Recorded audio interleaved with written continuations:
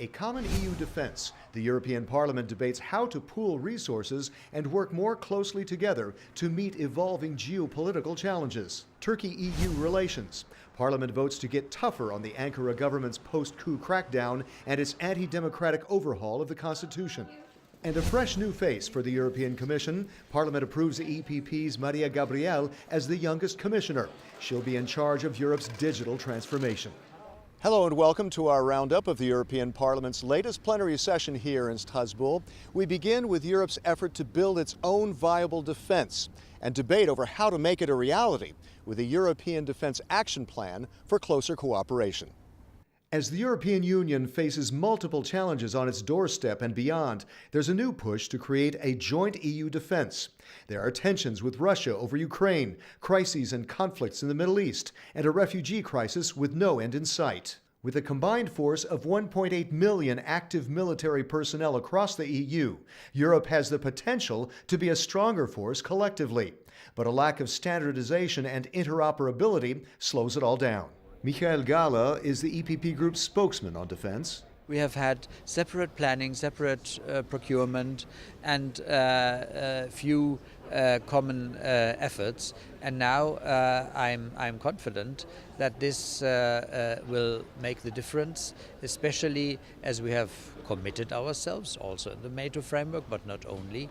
And it's simply also about better spending. In the Parliament debate, Arnaud Danjean of the EPP Group, a Security and Defense Committee member, said Europeans are demanding a stronger defense. Contrairement à ce que disent certains collègues, toutes les enquêtes d'opinion depuis 10 ans montrent dans tous les pays, y compris les plus eurosceptiques, qu'au top des préoccupations de nos concitoyens, dans les domaines où ils attendent que l'Union européenne fasse mieux et fasse plus, il y a la sécurité, la défense et la diplomatie.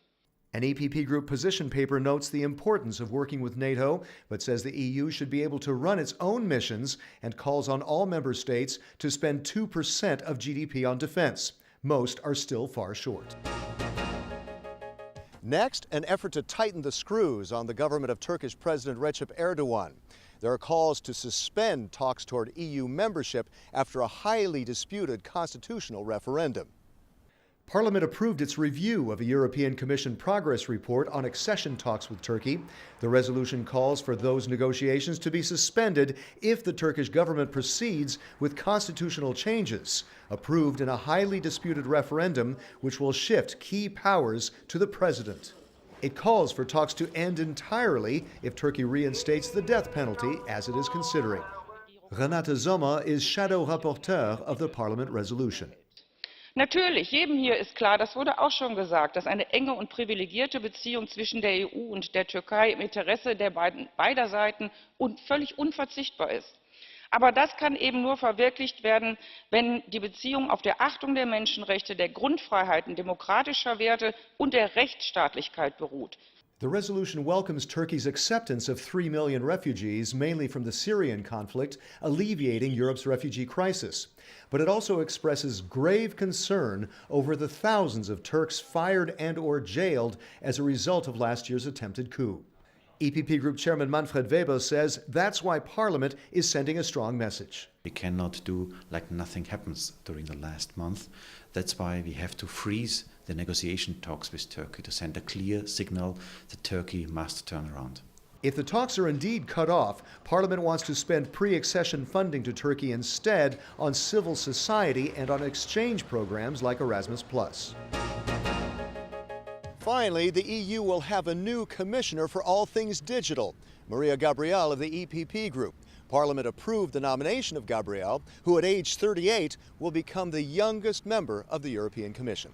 Parliament gave its green light by a comfortable margin, putting Gabriel of Bulgaria in charge of making the digital revolution and Europe's digital single market create jobs and stimulate business. Her task also includes copyright reform, audiovisual reform, cybersecurity, and data privacy. Exactly this will be my primary priority in my work. Citizens to be in the centre of all actions related to the digital market. This includes the creation of an environment that will allow all Europeans to benefit fully from the many opportunities digital technologies give us. That is why it is important to underline the new skills that must be acquired. Weber says his fellow MEP is ready to take charge. She is really deep already involved in the details of her very important dossier, the digital agenda.